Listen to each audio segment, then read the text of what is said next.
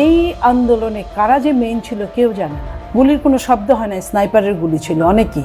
জুলাই গণ অভ্যুত্থানের সময় রাজপথে সাধারণ মানুষকে উপর থেকে স্নাইপার দিয়ে গুলি চালানোর ঘটনায় কারা বা কোন পক্ষ জড়িত ছিল তা নিয়ে প্রশ্ন তুলেছেন সরকার দলীয় সংসদ সদস্য নীলোফার চৌধুরী মনি।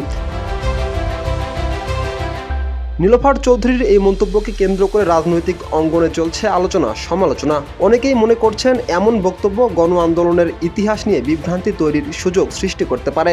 এ বিষয়ে প্রতিক্রিয়া জানিয়েছেন বাংলাদেশ জাতীয়তাবাদী ছাত্র দলের সভাপতি রাকিবুল ইসলাম রাকিব। বৃহস্পতিবার নিজের ফেসবুক পোস্টে তিনি বলেন, নীলোফার চৌধুরী মনি দীর্ঘদিন ফ্যাসিবাদ বিরোধী আন্দোলন ও গণতন্ত্র প্রতিষ্ঠার সংগ্রামে গুরুত্বপূর্ণ ভূমিকা রেখেছেন। তবে সম্প্রতি একটি টকশোতে জুলাই আগস্টের গণঅভ্যুত্থান নিয়ে তার দেওয়া মন্তব্য ছাত্রদল অত্যন্ত মর্মাহত ও ক্ষুব্ধ।